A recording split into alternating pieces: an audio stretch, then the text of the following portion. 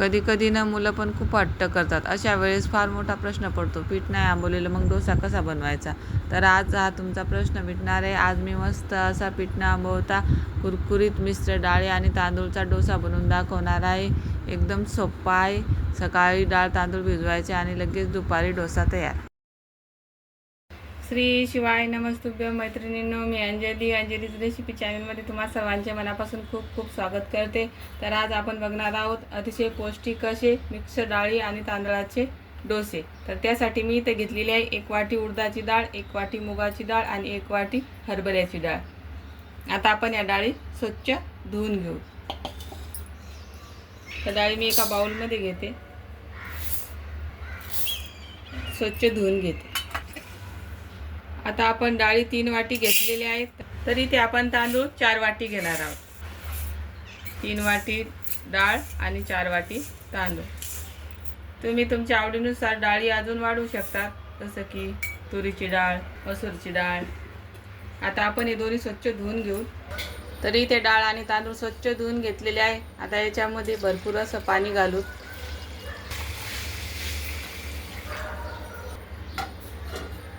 आता याला 5 ते 6 तास छान भिजत घालू. तर 5 तास झालेले आहेत. आपले डाळ आणि तांदूळ छान मुरलेले आहेत. आता आपण याच्यामध्ये सर्व पाणी काढून घेऊ. तरी ते पूर्ण पाणी काढून घेतलेले आहे आपण डाळ आणि तांदूळ मधलं. आता आपण याला मिक्सरमध्ये फिरून घेऊ. अगोदर आपण डाळी वाटून घेऊ. तर डाळ आपण एकदम स्मूथ वाटलेली आहे. या पद्धतीने बघा, एकदम स्मूथ अशी डाळ वाटून घ्यायची. आता आपण एका बाउलमध्ये काढून घेऊ. तरी ते सर्व डाळ वाटून झालेली आहे. आता याच मिक्सरच्या भांड्यामध्ये आपल्याला तांदूळ वाटायचे आहे. डाळ आपण एकदम स्मूथ वाटलेली आहे. तांदूळ आपल्याला रवाळ वाटायचे. तर तांदूळ बघू शकता, इथे मी रवाळ वाटलेले आहे. चमच्यावर घेऊन दाखवते. या 2 महत्त्वाच्या स्टेप आहेत. डाळी आपल्या स्मूथ आणि तांदूळ असे रवाळ हाताला कण्या लागल्या पाहिजे, या पद्धतीने काढून घ्यायचे. आता आपण हे वाटलेले तांदूळ या डाळीमध्ये काढून घेऊ. तरी ते आपले पूर्ण तांदूळ वाटून झालेले आहेत. आता आपण या पातेल्यामध्ये ते काढून घेऊ. आता हे डाळ आणि तांदूळ व्यवस्थित मिक्स करून घ्यायचे.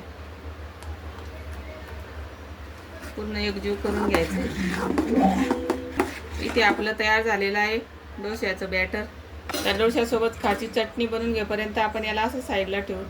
तर इथे अर्धा तास झालेला आहे आपलं हे पीठ मुरायला ठेवून. आता याच्यामध्ये घालू चवीपुरतं मीठ. हे बॅटरमध्ये व्यवस्थित मिक्स करून घेऊ.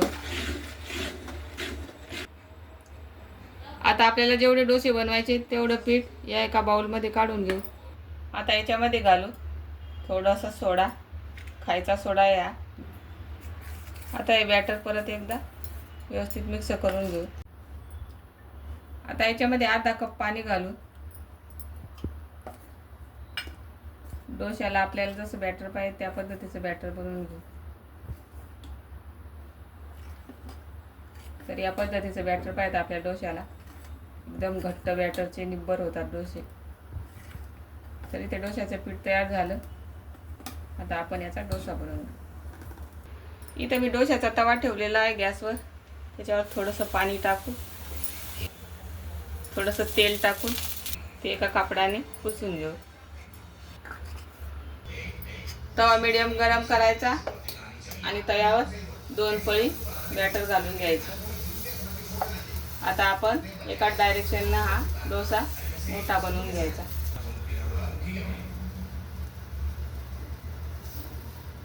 आता वरची साईड छान कोरडी होईपर्यंत डोसा खालून भाजून घ्यायचा. आता कडाला थोडं तेल घालून घ्यायचं.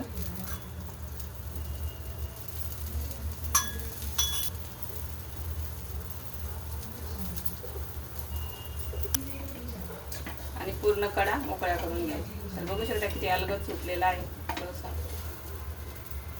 तर बघू शकता मस्त आपला क्रिस्पी डोसा तयार झालेला आहे. आता याला पलटी करून घेऊ आणि डोसा काढून घेऊ. परत एक डोसा बनवून घेऊ.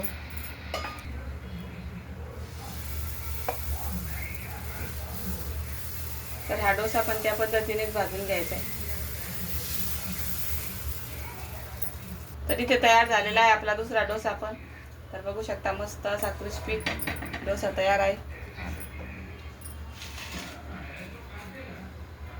तर बघू शकता मस्त गरमागरम डोसे तयार झालेले आहेत. अगदी मस्त कुरकुरीत हे डोसे तयार होतात. हे डोसे तुम्ही टोमॅटोच्या चटणीसोबत किंवा सांबारसोबत तुम्हाला हवं असेल तर तुम्ही खोबऱ्याची चटणी बनवू शकता. तर आज मी मस्त अशी चण्याची डाळ आणि टोमॅटोची चटणी बनवलेली आहे हिरवी. एकदम खायला भारी लागते. तर तुम्ही नक्की करून बघा आणि रेसिपी कशी वाटते तर नक्की कमेंटमध्ये सांगा.